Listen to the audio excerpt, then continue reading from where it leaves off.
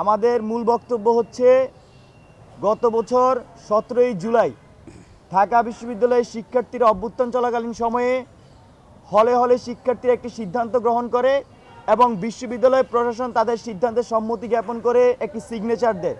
সেটা ছিল হলে কোনো ধরনের ছাত্র রাজনীতি চলবে না। তো হল সংসদ ব্যতীত কোনো ধরনের ছাত্র রাজনীতি চলবে না। আমরা দেখি যে গত 8ই আগস্ট আবারও শিক্ষার্থীরা সেই তাদের দাবি পুনরাবৃত্তি করে। বাংলাদেশ গণতান্ত্রিক ছাত্র সংসদ মনে করে তারা সাধারণ শিক্ষার্থীদের রাজনীতি করে। সাধারণ শিক্ষার্থীরা যে দাবি 17 জুলাই জানিয়েছে, সাধারণ শিক্ষার্থীরা যে দাবি তাদের মনে প্রাণে লালন করে, সাধারণ শিক্ষার্থীরা যে দাবি গত 8ই আগস্ট জানিয়েছে, আমরা সেই দাবির পক্ষে।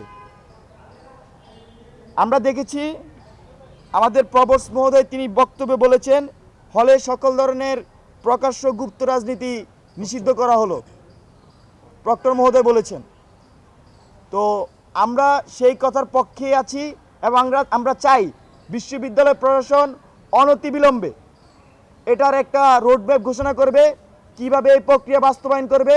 সাধারণ শিক্ষার্থীদের মনের যে ভাব সেটা লিখিত আকারে বিশ্ববিদ্যালয়ের সেটা প্রতিফলিত হবে, সেই প্রক্রিয়া আমরা বিশ্ববিদ্যালয় থেকে অনুপস্থিত দেখছি। আমরা আজকের এই সংবাদ সম্মেলনের মাধ্যমে বিশ্ববিদ্যালয় প্রশাসনকে আহ্বান জানাই এবং শিক্ষার্থীকে আশ্বস্ত করতে চাই, আপনারা অনতিবিলম্বে বিশ্ববিদ্যালয় প্রশাসন অনতিবিলম্বে হলে কিভাবে অফিসিয়ালি এই ছাত্র রাজনীতি বন্ধ করা যায় সেই প্রক্রিয়া অগ্রসর হন। আর সাধারণ শিক্ষার্থীকে একটা বিষয় আশ্বস্ত করতে চাই, ঢাকা বিশ্ববিদ্যালয়ে আমরা থাকাকালীন এখানে কোনোভাবেই হলে আমরা এই অপরাজনীতি হতে দিব না।